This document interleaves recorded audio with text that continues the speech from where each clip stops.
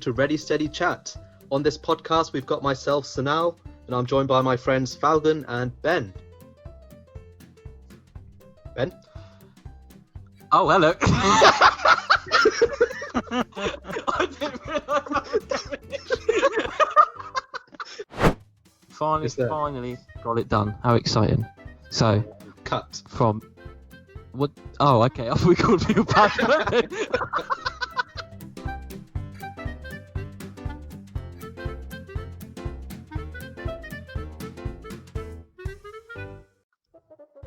Hello and welcome to Ready Steady Chat. On this podcast, you've got myself, Sanal, and I'm joined by my friends Falcon and Ben. Hello, I'm Ben. This is a podcast with three friends who met at uni and we barely see each other anymore. But we saw the podcast revolution, all the podcast equipment being bought up and thought, why not? Let's join in with the game. So sit back, relax, and hopefully have a laugh along the way. Hello and welcome to episode 1 of our podcast. So guys, we're finally here. This is it. And I think this week, what's on everyone's mind is these A-level results. Yeah, I saw that today. They came out today with that apparently 40% of students have been downgraded or had their results downgraded from what their teachers submitted. Absolutely crazy. Yeah, and having been through university ourselves, I think it can really change and affect someone's whole almost career or life, depending on what uni they go to now. Yeah. I think that's the thing. I've got to admit, for like me, I think like I it's a weird one because like degree and that. Don't get me wrong, uni was hard and difficult, but I always found like doing A levels was actually the hardest thing I've done out of GCSEs and degree. I don't know why, it just felt so much harder. And fortunately, obviously we were able to do our exams, but people obviously this year don't seem to be able to do exams. They've been based on their mocks and whatever grades their teachers submitted. And I saw that one person today that their mocks and that were AAA, and believe they're like one of their predicted grades were A star, and then they got BBC. You just think, that's absolutely crazy. I remember when I was waiting for my results, A level. That was 4 years ago. The most stressful time of my life, actually. For the 2 weeks before we got the results. Yeah. I was so worried. I mean, it could decide your future, right? I mean, which university you go to. Definitely, like A-levels were much more stressful than I think university was. And maybe that's because you learn a lot in terms of time management, what to expect. But I think the thing is as well is what is so kind of, for me personally, reading about it, I do feel so sorry for people that are affected, but also just so frustrating at the government and their decisions. Like I saw, I think the Education Secretary today was saying, that unlike Scotland where they did a U-turn on it, they said there's going to be no U-turn on it, but they did say there is points of appeal and points of might be able to resit them, but I'm not being horrible. That's not much kind of reassurance for these students because at the end of the day, you don't want to be going to university or supposed to be going to university, and now you've got to do some resits or appeal. Do you know what I mean? That causes so much uncertainty and stress. But I just find it so. It actually just feel generally sorry for people who've been affected through kind of no fault of their own. And just as you were saying that, Ben, I was thinking, what if this is a deliberate ploy by the government to boost the income of the lower ranked universities where, say, traditionally lots of people may not apply to, but now because of their low results, they're forced to go to these universities. But then the big ones have lost money as well because people are now they're deferring, aren't they, next year? Oh, that's true, yeah. But potentially it balances out. Yeah. So there's money across the board. But I think that's the thing that's come from it, though, is the uncertainty, is that people don't know now if they're going to be able to go to the university of their choice, or if they're going to have to go for one maybe lower down the kind of the uni ladder. So I think that's the thing, and that's the thing I don't feel like listening to some of the stuff coming out from the government today. I don't think that's what they've taken into account. You know what I mean? You can't just say to people who have worked so hard for the last 2 years to get to go through their AS levels and then go through their A levels and put so much effort into then go, well, it's not what you want. Is, but you got a point of appeal. But you're thinking uni starts in a month, 2 months time. You know what I mean? That's no kind of reassurance for any of them. It's just I find it so kind of disheartening for so many people. It's so sad. Like personally for me, I'd be absolutely fuming if I was in that similar situation. Like I said, we said how hard A levels are. So okay, don't get me wrong, it's not brilliant that they're done by mock levels. I would have never got the grades I got, my mocks were always worse because you always kind of put say, you know what I mean? You just put less effort into it and less kind of revision into it, but it's still better than just someone kind of picking stuff out of thin air. And in a way, that sees what it does. It's got like a roundabout. It's like it's been decided by a computer. You know what I mean? And it shouldn't be like that. That's it. And going back to my point earlier about the long-term and future careers and stuff, that generally I understand that people from poor areas have got lower marks, and it's just not allowing those kids to move out of their poorer areas and progress. I think that's the thing. It's like there seems to be a suggestion. No one really knows what the algorithm kind of is is put into it. But what's kind of suggested is that kind of in a way you can't necessarily outperform your college. So like if your college normally gets a certain grade and you've gone and got A star rather than a B, like in your mock exams, it looks like you've been lowered down to a B. It's like it's impossible to outperform kind of the students around you or what your college normally gets. So I think that's the thing. There was probably in the circumstance of maybe not having exams and that, there was never going to be entirely fair way to have it. But at the end of the day, it should have been up to the teachers that know the students best. And if they submitted something and then 40% of that, do you know what I mean? It's a staggering amount of people. 40% of people have seen their grades reduced, and just literally by computer, not within their own power. And that's the thing.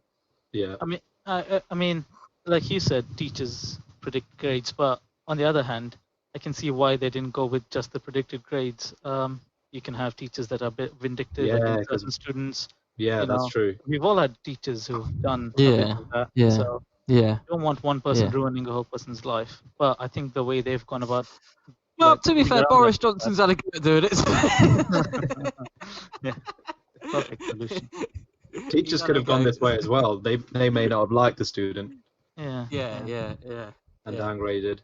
Alternatively, the student could then turn around and say, or go into university and say, okay, I'll prove everyone wrong, and then use that to propel them.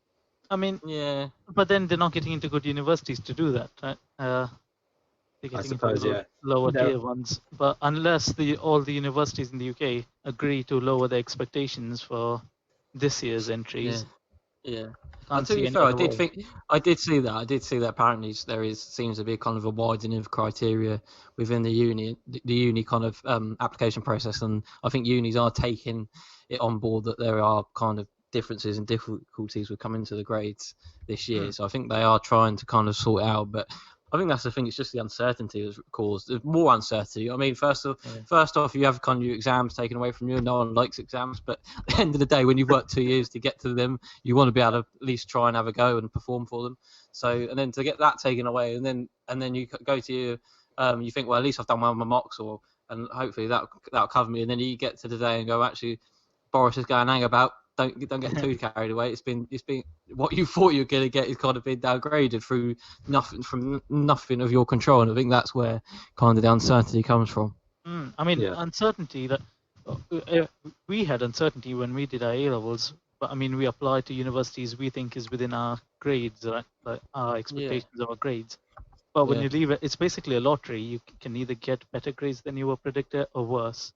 And seeing as how 40% got worse. It must be doing a lot of damage, especially mental health wise, if you think about it. I read about this woman who was worried because she had a suicidal daughter. Oh wow!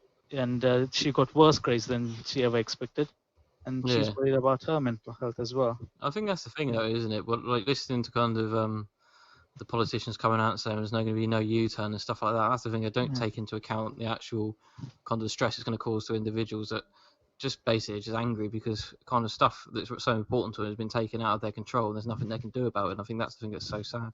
Yeah, I mean, the government hasn't said, anything nice. I mean, Scotland went back on their word and, kind of tried. Yeah, they did a U-turn, But England hasn't been helpful at all towards the students. If anything, they've gone all silent. When did Scotland release their results then? Last week, I think, was it? Oh, was it last week? I thought it was after England. Right. Maybe that was GCSEs. I swear I saw something about like Nicola Sturgeon and they were releasing the results and I had to kind of go back on them because people were so kind of upset by him again. But don't get it wrong, like I said, there's going to be no kind of ideal thing, no ideal scenario because at the end of the day with no exams and that is kind of difficult to come to a conclusion. But with it's It's a almost shame like because there'll always be winners and losers in this. yeah. That's totally agree. If everyone gets really high grades, and Yeah. they all go for top universities, as I was saying earlier, some universities will miss out and they will effectively face financial difficulties as well. But these universities make hundreds of millions. I don't really feel bad for them. Actually, They're these days they're businesses rather than places of learning. Absolutely. Really. Yeah, absolutely. Speaking of businesses, actually, as I'm sure the listeners are aware as well, and you're aware, lots of them are going under. One that has been going under for what seems like a long time now. Blockbuster is closing its doors soon. I thought they did that already years ago. They've got one more, their last one, and as a treat to fans, they're putting it up on Airbnb, so you can come in and spend a night there.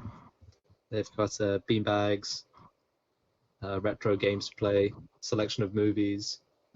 Is that something you reckon you guys would have done if we were in the US? I am I do watch a lot of movies, I guess, but you really want to spend a night in a Blockbuster? I mean, yeah, especially not with you two. It's like come and spend the night in the 1980s. Yeah. I mean, I get it would be nice for like a couple of hours, maybe. But You grew up with Blockbuster, didn't you, Ben? Oh, don't make it out like this. Come on. Literally, I'm 24. I'm literally a couple of years older than you guys. Make out there's like a 10-year age gap. To be fair, I got to admit, I actually wasn't one to use Blockbuster that much. I think I used it like once or twice. But yeah, to me, it kind of, when I think of like the Blockbuster, it kind of reminds me of places like Woolworths and stuff like that. They're kind of shops that have kind of gone out of business. You do feel a bit like nostalgic about them. But obviously, the question that does bring, if there was any shop or any shop you could choose from, what shop would you do a sleepover in? Sprinkles or creams? Sprinkles. Easy peasy. One that's not really a shop. Imagine a whole night of making waffles and eating waffles. You wouldn't eat it because after 5 minutes you'd be tired of it. Do you not remember when we went all together and I ordered 2 dishes and I couldn't finish one? So sickly. It's so sick. Yeah. And to be fair, it's not really a shop, is it? It's a restaurant, I guess. It's a restaurant. It would for more. It's closer to a restaurant than a shop. It is. Yeah. It's a dessert restaurant. Exactly, but if it's a restaurant, then so it's not a shop. No. I mean, somewhere like Game or... What about you? Me? Game? Yeah. Oh, yeah, both of you. Actually, yeah, Bowder's got a point. Game is such a good shout. Yeah, but it depends on which game, though, because the one we have in Reading isn't great. It's tiny.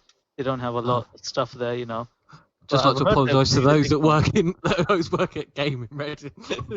No, like I said, they're not all the same ones. They're different sizes and they have different stuff in them. So, but not the one at Reading. Don't go to Game at Reading.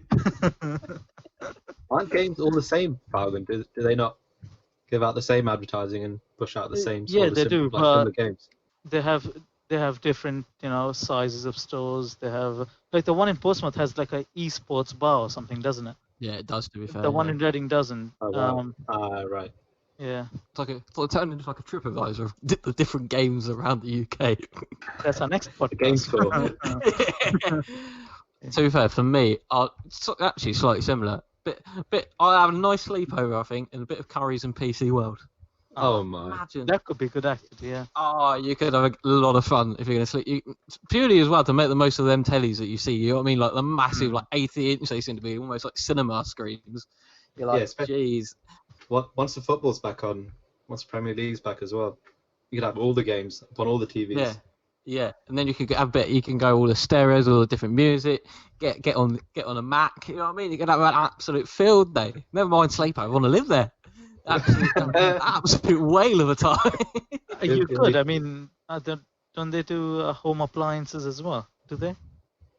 I think. Hang on. Yeah. So I'm saying about staying over at Curry's and PC World for all the fun technological stuff. Yeah. You want to have a bit of time with a dishwasher. No, you said you want to live Falcon's there. there for the washing machines and the dishwashers.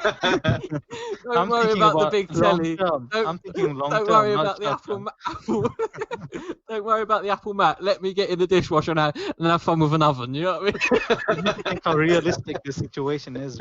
You know, in a place like Game, where are you going to use the toilet? You know. Let me check out the spin on this washing machine. Yeah. Oh, exciting stuff. You just go round and round. You can have each individual item of clothing in a different washing machine if you wanted to. You know, living. He's already thought of this, Ben. Yeah. It does, yeah. He's pictured it. I think although we He's- missed. Yeah, sorry. Sorry, he's the only man to go past a laundrette and think it's a theme park. You know? I'm going to have a lot of fun here. I brought my own detergent, thank you. Summer are you 2020 gonna- was never cancelled for Falcon. Are you still gonna say you're gonna have a sleepover in Sprinkles? No, so I've changed my mind. Oh, now. God. Oh, here we And go. I've gone, and I can't believe none of us saw this, but why don't we just spend a night, well, actually just me, in Harrods, in London. Harrods? I've never been to Harrods. I've I've never been to been to Harrods. you rich No, I man. feel quite sad. I feel quite sad. I've walked through it, man. Some of their stuff, they just don't put a price on. Not Yeah, me. it sounds like something yeah. you would do, really. Like, Yeah, it's like when you go to restaurants and you see that and you see food and you think, where's the price? That's when you worry. You know what I mean? You think, hang on, I'm in trouble here. It's going to be just obscenely expensive. Well, yeah, that's it. Well, it's like a department store, isn't it? Yeah, that's it. I feel bad. I feel like I should know what Harrods is really. Like I don't know what Harrods is. Oh, wait, I have the website up here. It says clothing, jewelry, watches, kids. Oh, do they sell kids? Oh, no, it's kids. No, it's kids' clothing, okay. They had a whole section just kids, so. Any washing machines, Falcon? Any washing machines? Wait, home and furniture? There's home. Hey! Oh, yes, they do. Cool. It's a rich man's Beals. Wait, Ben, did all did women's. Tara work in Beals? Debenhams. Debenhams. Or was it Debenhams? Ah, okay. I thought Bills in Portsmouth was an estate agent. Is it? It's a department store company in Bournemouth. It was Is founded it? in Bournemouth. Yeah. I don't even know what Bills is. I'm that bad. I'm that poor. Yeah, department store. Ew. Oh yeah, Bills department. Oh. Yeah, I think it'd Jeez. have to be a department store. Because then To you be get fair, everything. Harrods is a better shout out than Sprinkles. Sprinkles was a bit of a shocker. No, well, Yeah, I'm it's hungry at the pretty moment, so bad. maybe that's why. Yeah, I know, but an hour in Sprinkles of eating all that chocolate, you'll be absolutely stuffed. You know what I mean? You You'd had nothing to pass do. out. You'd pass Yeah. out. You're in a food coma and someone wake you up. The security wake you up next morning. Who thinks of sprinkles when they're hungry? I don't. It's not a What- place where, like you'd go if you're hungry. It's more What of do you a think of? dessert place, isn't it? Where's your go-to? Or hungry place. Yeah, yeah. I don't know, somewhere like KFC. No. You would go straight to an appliance store and cook up your own meal. Yeah. Yeah. I would. I like how it's now developed as Falcon have some weird relationship with different kitchen appliances. The man sees a double oven and he just can't help himself. No. Imagine an American-style freezer. Massive things. Absolute units. Yeah. Double door. Ben A has unit those. for a unit. Ben has a double door fridge. I was like, Oh, here we go. Oh my God. It's giving the that American thing. fridge a shout out. It dispenses ice from it. It's amazing. You get crushed from ice. the You get your outside. From the outside as well. from the outside. It's an inside fridge. Let's clarify. It's not an outside fridge. We don't have fridges everywhere. That's a different. But yeah. Yeah. Do they not all dispense ice like on the outside, the door? You have one of those as well. No, Do I you? don't. But Oh. do they dispense ice from the inside on any fridge? I've seen one that does actually double doors. You open it Okay. up on the inside on the shelves. There's like a Malian machine that- Mansion. No, my place. No. Yeah, that's the sort of tech we expect from Malia Mansion, actually. What's the point though? Once you've opened the fridge, the purpose that there's no point really, is there? Hmm. You can just access the ice cubes from.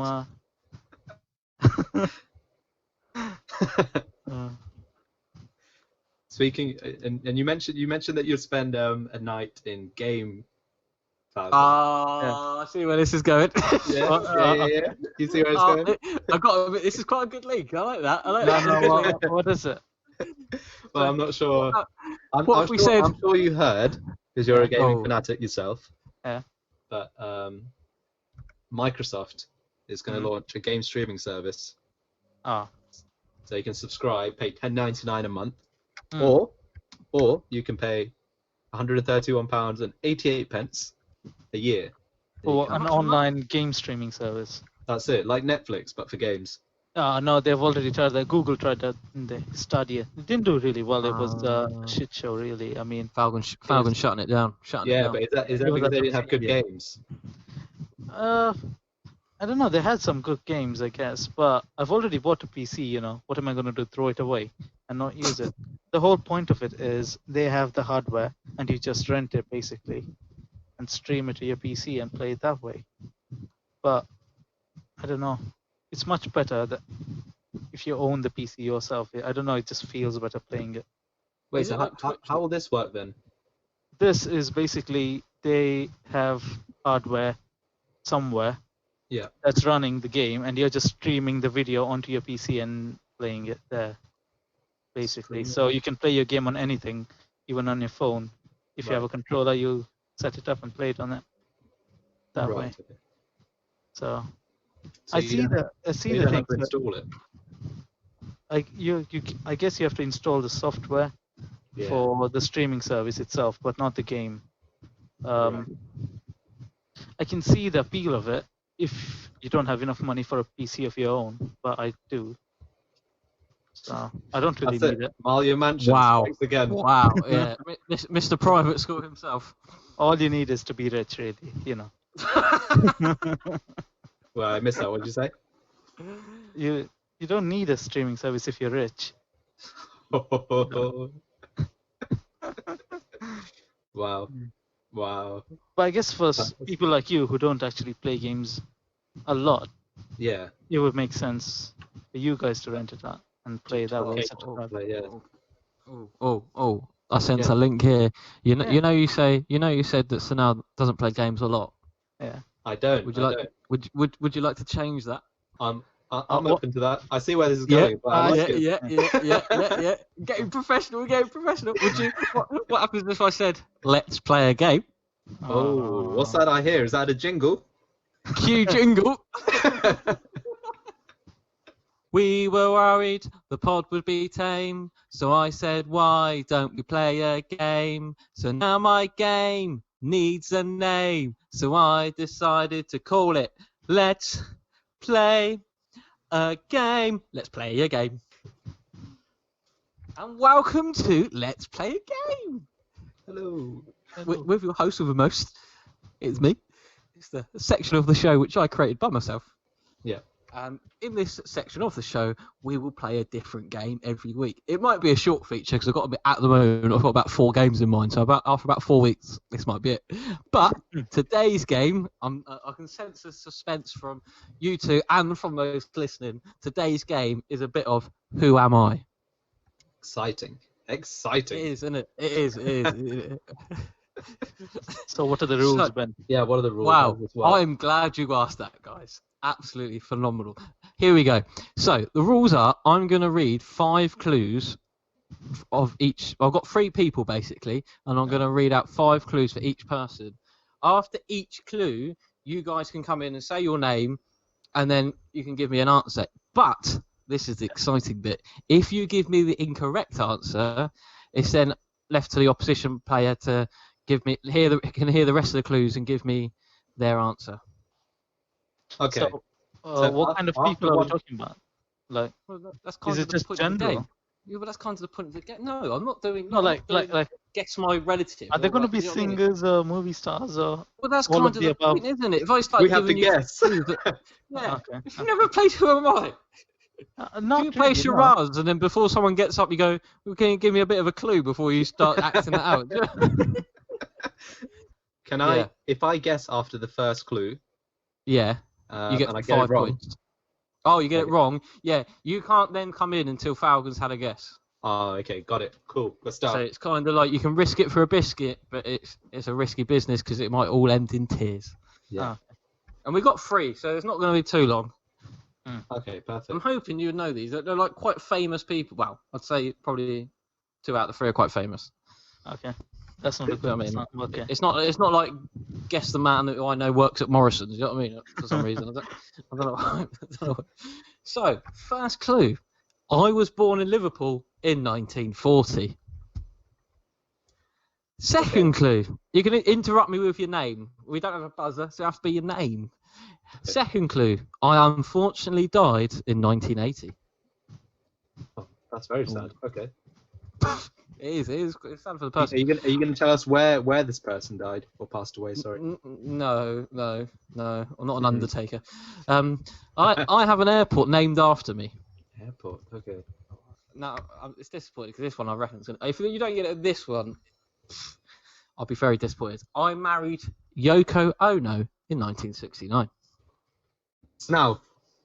Yeah. That was my buzzer. Okay. That was. Could this person be? Go on. This is a guess. Go Could it be John Lennon? Oh, he's only gone and got it. He's only gone and got it. Wonderful stuff from Mr. Sunel, Stephen. I can't disappoint with you there, Fowler. I thought you got that. That's 2 points for you, Sunel. 2 points. 2 points. I'll take it. Okay. Lovely stuff. Second person. I was born in Crawley in 1978. I'm never going to guess this one. 1988. 78. 78. Oh, same year as you. Nearly told you to do one there, but okay. So, I used to teach mathematics. Okay. Clue number 3. I have been a regular on A League of Their Own since 2018. Oh, I'm not too sure. I think this one might be Falcons. Oh my god. I am a stand-up comedian. Oh, is this Ramesh Ranganathan? Yes, it is. No, the last one. No, yes. I knew that. Yes. No, but Falcon, to be fair, didn't press the buzzer. So now. No. for pure excitement and entertaining purposes, Falcon is definitely getting that. It's 2-2 going into the last round. So Falcon's on 1 point. 2 points. You both got it before the second. You both got it on the 4th clue, and there was 1 clue left for each one. No, I got it after the 3rd clue. No, you didn't. You didn't. I'll tell you. Born in Liverpool, 1940. Died in 1980. 2nd clue. Airport named after me. 3rd clue. Wife. Oh, I married Yoko Ono. Yeah. So, a bit of cheating going on there. You tried. Could be deducting points, but we'll leave it at 2-2. Into the last round. Very exciting. This is a big. This is in a way. This is kind of going to become a thing over the weeks. Falcon versus Sunel. So, person number 3. Hang on. Person number 3. I was born in Basel, Switzerland in 1981. Yeah. I'm a sports personality. Now.